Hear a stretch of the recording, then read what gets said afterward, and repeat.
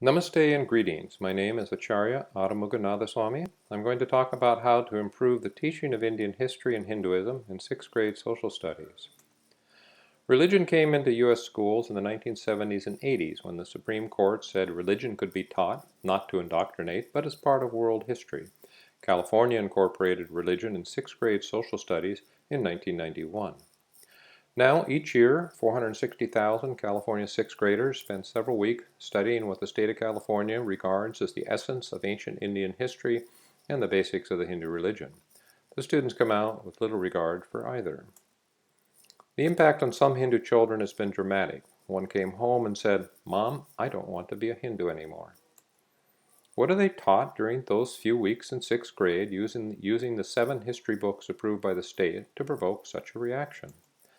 After learning about the Indus-Saraswati civilization, they are told that Sanskrit-speaking nomadic tribes of Aryans invaded or migrated into India about 1500 BCE and dominated local people. This is a discredited 19th century theory. These Aryans imposed a caste system on the inhabitants. Every book but one has a chart like this. Brahmin priests at top, untouchables at the bottom. Karma, dharma, and reincarnation are all simplistically explained in terms of the caste system. Those who follow their dharma and have good karma will be rewarded, advancing to a higher caste in their next life. But merely reducing Hinduism to a social system isn't the worst of it. Here's a typical chapter, 4 pages of a non-religious story, and 6 pages on Aryans, Vedas, and caste, the total presentation on Hinduism. Here's the same books, chapter 6 and 7, 36 pages on the origin and history of the Hebrew people. It has 18 more on Christianity, and in 7th grade, 62 pages on Islam and 29 on the Protestant Reformation. None of it negative. These 2 chapter openings from one book sum it up. The Big Ideas about the Hebrew Kingdom says, the beliefs of the Hebrew people have been important in the development of religion and law in Western civilization. For ancient India, the big idea is Indians saw themselves as belonging to one of 4 social classes called caste.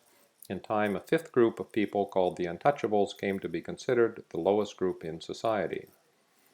Most Hindus probably think there are better big ideas about ancient India. For example, the omnipresence of God, the divinity of the soul, religious tolerance, ahimsa, dharma, math, science, medicine, astronomy, etc. So how does this inaccurate treatment of Hinduism and disparity with other religions come about? In part, it is the doing of the textbook publishers, but mainly it is a result of the History Social Science Framework published by the California State Board of Education. This long document describes what is to be taught in each grade about history, including religion. Here's a side-by-side comparison of the bullet point content standards just between the framework's topics for Hinduism and Judaism. The Hindu standards include Aryan invasion, Brahmanism, caste system. There's nothing on God, beliefs, ethics, or saints. The Jewish standards include monotheism, ethical teachings and central beliefs, impact of Jewish thinking on civilization, major religious figures, the Exodus, and the Jewish diaspora. You can see the problem.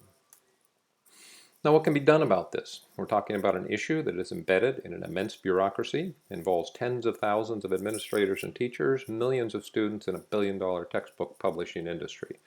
The treatment of India has little changed from the first books in the 90s. It was only in 2005 that the Hindu community attacked the problem in a semi-organized manner. They were successful at getting some good changes in the books, but not the wholesale overhaul that was needed. Now, in 2015, the Hindu American Foundation, Kapim, HSS, Chinmaya Mission, HEF, BAPS Swaminarayan, and others are taking a much more active part, as is Hinduism Today. It is not a particularly unified action, more of a grassroots, multi-pronged approach, with each taking up what they feel they can succeed with. One of our parts is to define the problem and offer some solution. That's the purpose of this presentation. I'm going to explain the various ways in which Hindu organizations, parents, and students themselves can improve the presentation of Hinduism to our children in our public schools.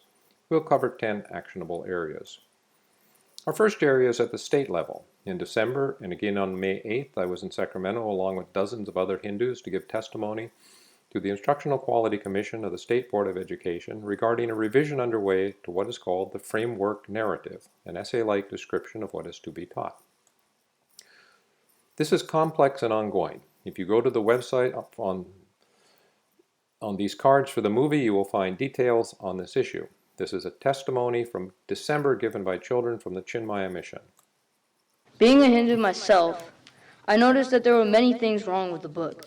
In fact, it got to the point where my teacher simply let me teach the class because it was more accurate than the textbook. A textbook, a student's biggest resource for learning, shouldn't be so flawed that a sixth grader can provide better information. I'm solely focused on not having a religion with over 1 billion practitioners misrepresented in school, a place where children come to learn information that they will use in everyday life.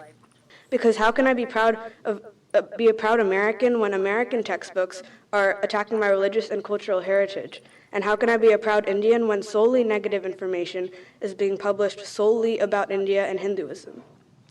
I've read the chapters about India on ancient India in multiple California sixth grade textbooks. And with the information that's published in these textbooks, it's not at all surprising to me that a lot of my Indian friends and family seem to feel ashamed of their Indian heritage. They try to not be Indian. And I can't really blame them, because nothing appealing about India or Indian religion is being presented in these chapters. How are kids supposed to feel secure in their religion and heritage when they have nothing to feel proud of? When their friends are probably making fun of the religion that, according to what they're being taught, is based on ideas like an oppressive caste system and sexism. And they're not being taught that other ancient civilizations at the same time had equally oppressive social classifications and were equally sexist.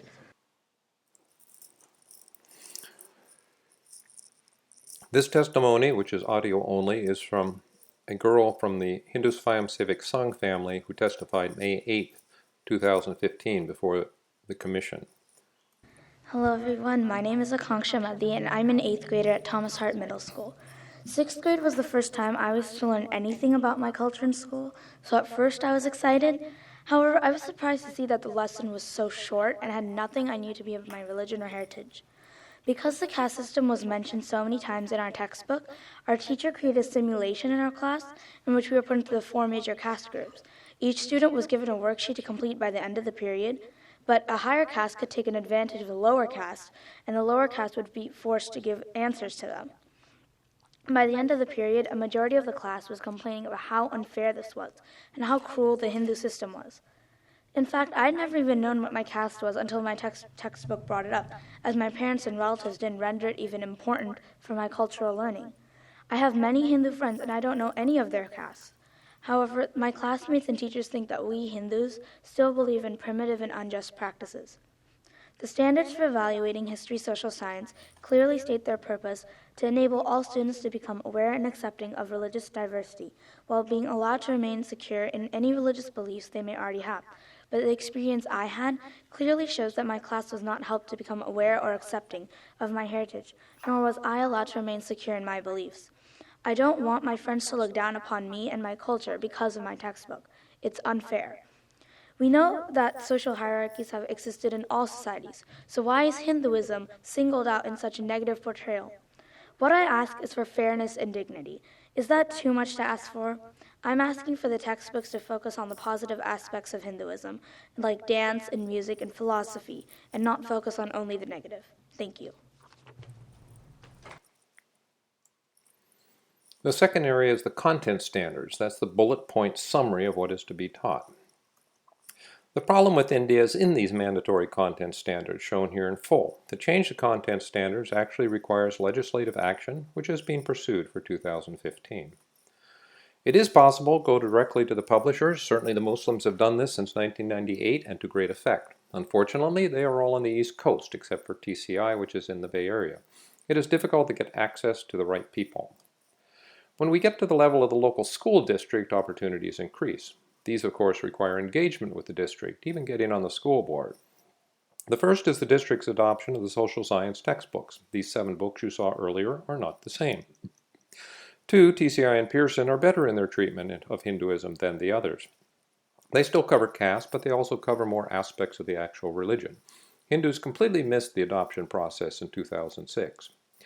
Also, now districts do not have to adopt state-approved textbooks, a significant change, again, from 2006. We can advocate for better books. The 5th action area is Common Core. This is the nationwide revision to how basic skills are being taught in schools. It gives much more freedom to the teacher as to both how and what is taught, making it more likely to get our resources, such as the history book and movie, into your child's classroom. The sixth area is the social content standards. This is the mandatory state guideline, in theory, to be applied to all teaching material. One section is called Ethnic and Cultural Groups. It states, in part, instill in each child a sense of pride in his or her heritage. That's not happening now for Indian Hindus. A second social content standard concerns religion. It says students should be allowed to remain secure in any religious beliefs they may already have. Somewhat unexpectedly, schools seem to respond better to the ethnic group requirement than to this religion one, especially in schools with a large number of Indian students. Hindu groups can organize training courses for the sixth grade teachers. They can also train parents to teach a sixth grade class about Hinduism. Other religions do both. Be advised you must be duly qualified if you're going to take on training teachers or parents. It needs to be done right. The Chinmaya Mission, Hindu American Foundation, and HSS have such programs. Ultimately, the responsibility falls upon the parent. If your child is in sixth grade, you must read their social studies book, not only about Hinduism, but about the other religions as well. Point out the bias and error. If your child is so inclined, encourage them to speak up in class. Our ninth action area is the academic world. We must encourage some of our Hindu youth to enter the field of humanities to become scholars of Hinduism and Indian history, as did our friend Dr. Bajpai half a century ago. Until they do, these fields will continue to be dominated by non-Hindu scholars with little regard for Hindu religion. Together, Dr. Bajpai and I produced this academic paper, which is scheduled to be published in The History Teacher, a peer-reviewed journal out of Long Beach State. It is a detailed analysis of the textbook issue and impacts the academic level.